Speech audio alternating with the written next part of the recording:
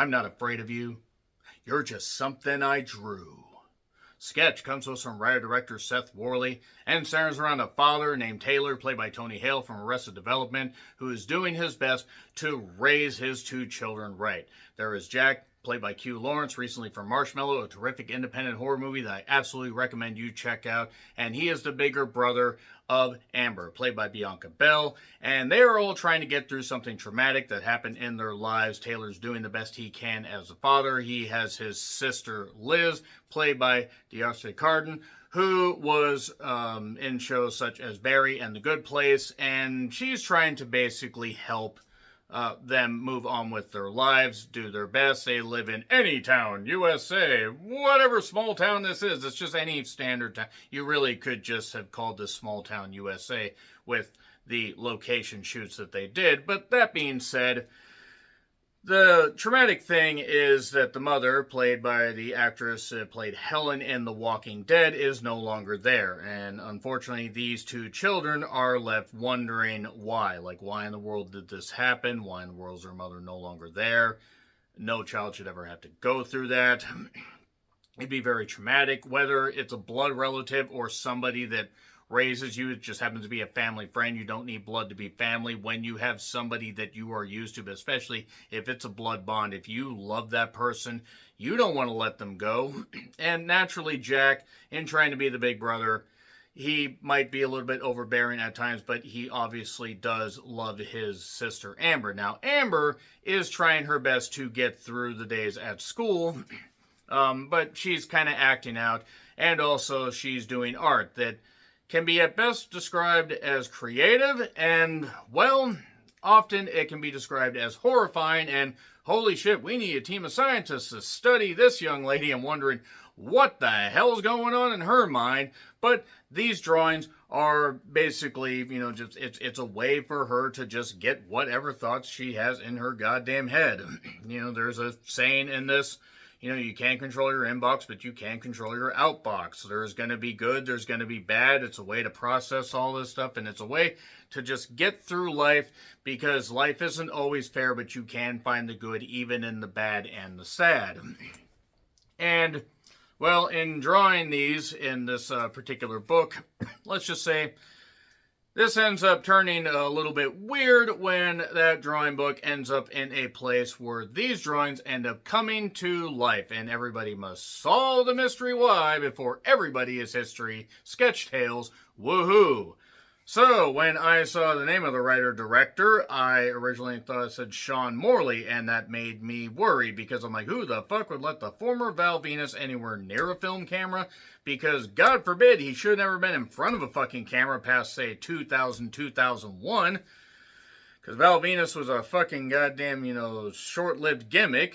Ironic for a guy that called himself the Big Valboski. If you don't know who Sean Morley is, I have completely fucking lost you. If you know who Sean Morley is, then my God, you are just either dying laughing in the comments or wondering what I'm talking about. And what I'm talking about is Sketch. So hopefully Seth doesn't have any questionable views like Sean Morley. Speaking of questionable views, let's see the studio this is. Oh boy, Angel Studios. Oh boy. Oh joy, oh bliss. Look, Google Angel Studios, Google their films, and you might understand why I'm just like, oh boy, it's eye-rollingly ridiculous that Angel Studios and anybody involved in Angel Studios, running it, are allowed to make films that basically they might as well just be blatting you over the goddamn head with their message. And yes, it's a Christian or at least religious-based studio. I don't actually know what denomination. I don't really care. And if you are a religious person, I do not fucking care if you get offended by this. I wish nothing but success for the cast. I do want to say that. I think the kids do fine. But as far as a family comedy, the audience I watched this with, and it was a Regal Mystery movie because this thing isn't out in wide release yet, though there were reviews up as early as last fall because it was at the Toronto International Film Festival. And the trailer that I saw, I was like, okay, despite the fact that I saw Angel Studios, I'm like, okay, let me put that to the side, even though Ordinary Angels was fucking dog shit. The girl survived, and that's great, but the movie itself was fucking dog shit. But let's try to put it to the side, and let's see what this ends up being. Now, I will say that the kids do their best, and there is the element of imagination in this. There's just not enough imagination to basically hide the fact that this ends up being so fucking preachy, so fucking ridiculous, so on the nose, so simplistic in its messaging, yet so heavy-handed that you're just like, okay, get on with it. Like, what the fuck are we actually on about? Like, you just want to take the... You just want to take a pen and just cross this out and come up with some better dialogue, because this really, really was putrid fucking dialogue. The kids seem to be having fun, and that's great. And I hope the kids did have fun. And once these drawings do come to life, like, I will say the special effects are at best average, but often, even though they're supposed to be like childlike drawings and it's supposed to come from the mind of a child, you could have at least made them look somewhat smooth and not janky like they came from the first ever computer. My word, this is really, really bad. Again, I'm trying. I try to be fair, and I gave this, even though I hate Angel Studios, I gave this at least about a third of its runtime before it lost me. And it really started to lose me, actually, in the first scene, but I'm like, you know what? Push that out. Let's give it a shot. It also features some of the worst goddamn music I have heard in my life. Whoever orchestrated this music, whoever composed it, whatever, go back to fucking music school or find something else to do. Or maybe they just need to find a better way to mix it, because it sounded really, really bad. It almost sounded like it was coming from the first ever like Windows Music Maker. It sounded really, really cheap and really, really boring and bland, and that's what this movie ends up being. For something about the childlike imagination and processing grief, it ends up being really, really fucking boring. So the kids do their best, and I'm going to get into spoilers. It's going to be in theaters in a week if you really want to check it out. But that being said, 3, 2, 1's fuck Angel Studios, spoilers. So, the way these drawings come to life is there's this weird magic pond where Jack is out and he ends up falling at one point, and his phone breaks and ends up in the pond, but then he finds it and it's all healed and everything, and he had a cut on his hand that's healed. And before that, we see Amber's drawings and stuff like that. One is like a weird drawing of like a shadowy figure that's choking out a boy that turns out is named Bowen, played by Colin Cox, who is kind of the bully boy, but he's only bullying Amber because he likes her and this kind of stuff. And I hate to say it, but if that is how you're going to get somebody's goddamn attention, boy, girl, man, woman, whatever you identify as, whoever you identify as, yes, we're progressive here on this channel. You probably shouldn't bully somebody and pick on them and stuff like that. You can joke with them. But nevertheless, Taylor is trying to sell his house. He doesn't have pictures up of his wife because he's basically just been doing everything he can to push this away. He's trying to be there for his kids. There's a mug that says, "It's going to be a good day." Oh, yeah, it's going to be a great day. It was a great day when this movie ended. But there's also, it's just again, the dialogue. Like, you have the teacher that's talking to Amber. Nothing against the actress. She was fine, but it was just so fucking preachy. And I don't care if anybody has a problem with that. You can keep your religious stuff out of, like, my fucking eyes. And I'm willing to give anything a fucking chance. Is this as bad as Nefarious? No, it's not as bad as Nefarious. Because Nefarious was barely a movie. It was barely a concept. Sketch at least has the germ of an idea, and I fear this movie might actually end up gaining an audience to where Angel Studios is able to go mainstream. And actually, there were 2 other Angel Studios trailers. One was about a German guy. I think it was Truth and Treason or something. And the other one was Michael Chiklis, as a 59-year-old college senior football player. So yeah, that worried me. And I was really worried when I saw this trailer, because I go, I have a feeling this is not going to be as whimsical as they made it sound. And unfortunately, what this ends up being is more horror-based than, yes, there's comedy in it, but this probably could end up, maybe terrorizing a few small children if you have never let your small children anywhere out of the house. The thing is the goofy drawings, they're not necessarily scary, and also the narrative is just all over the goddamn place. Once her drawings get brought up, because the book ends up in the goddamn water, And Jack tries to warn her to not go in the water and get that. The drawings end up bubbling up and coming to life.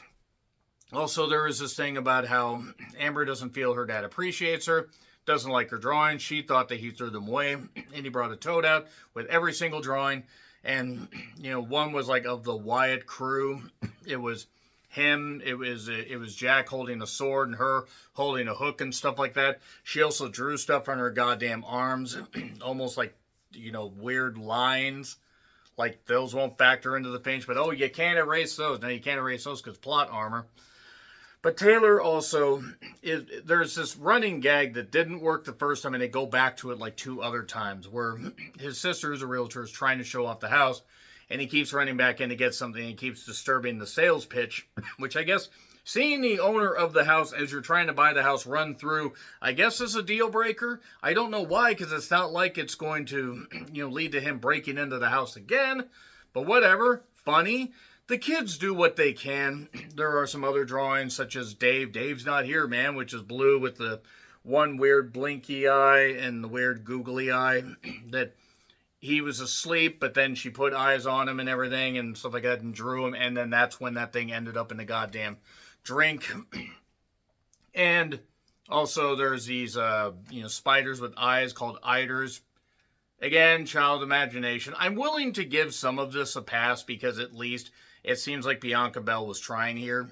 And Q Lawrence was trying. Kalen was okay. He was all right as Bowman, but I don't know. Tony Hale didn't really mean much. D'Arce didn't really mean much as Liz. And then you had other adults in this. They had a bus driver that ended up getting in an accident or running off the road. And seemingly was all right because paramedics were investigating her. But there are so many parts to this where it's like, okay, I understand probably had a small budget, but if you can't make these special effects look halfway good, you really shouldn't be doing them.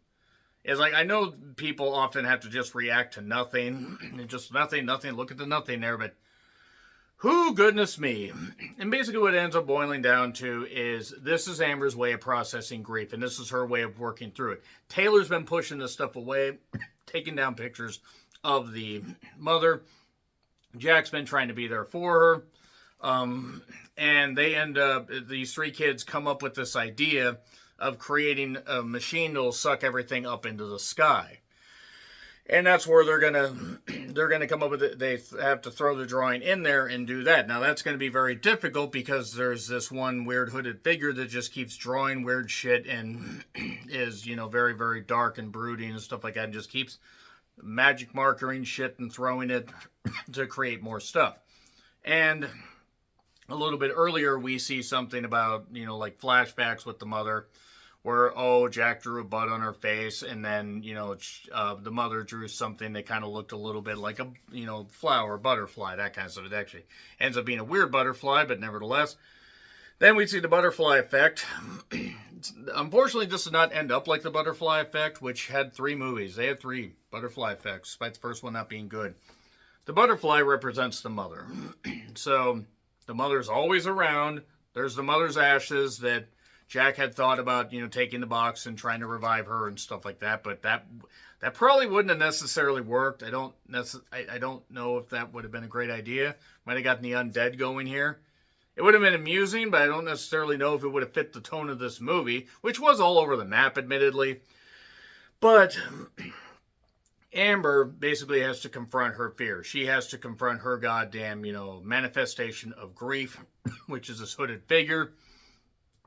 And this is after, by the way, they almost get infested by the eiders, the red spiders that you can smush with a goddamn, plate. There was this plate part that was a special plate that got fixed in the goddamn lake, and Taylor didn't believe Jack until he saw the plate fully formed again, and it's like, maybe this magical pond does actually exist. Why is this magical pond there? Who fucking knows? So, the monsters are going all over town, but not necessarily, because the town consists of literally like 3 buildings. Fucking Ocean Shores and Coopville have more buildings than that, and that's a deep cut for Washingtonians. But basically, Taylor and Liz have to, eventually find where the kids are. Because Taylor realizes he has made mistakes. Liz had to talk to him. There was this thing about this cat on the cover of the journal that the teacher gave her, where Amber gave it tentacles and weird stuff and stuff like that. There was this one mildly creative monster earlier. They had this weird thing that had spikes on it. It looked like a weird, strange flower straight out of Paper Mario 64 that would alert the other creature that was blind, but it would eat people. That was sort of creative. I just wish it was in a better movie. There are creative things in this I just wish were in a better movie. But Amber ends up having to confront this manifestation of her grief. While, there's this running gag with her and this and kid Bowman. And, Taylor and Liz are trying to help and, battling, these creatures. And it just looks ridiculous. But the cause was lost well before this. But we have Amber confronting. It's like, I'm not afraid of you. You're just something I drew. And she ended up finally coming up with a weapon, coming up with a way to battle back. Remember those tentacle things that she had? She suddenly can bring those to life and just rip these monsters apart and everything and stuff like that. Why didn't you do that about 5 scenes ago? We would have ended this thing a whole lot sooner, but it's fine. It's fine. She had to find the strength. And then they just take the drawings, by the way, all the good drawings, all the drawings that Dad saved and dumped them in the goddamn, pond. And they all come back and it's all the happy drawings and stuff like that. And the happiness overtakes the evil and beats it. No, really, that's exactly what fucking happens. And, the mother's ashes fell out of the box and Jack apologized. He's like, I haven't been there for you, buddy, and I'm sorry. This would be syrupy sweet and sad, but the movie's just sad and pathetic at this point. The kids try. They try. And everything's good. And Taylor and the kids are just doing just fine. And who knows? Don't give us Sketch 2, Electric Sketchaloo. Don't give us that.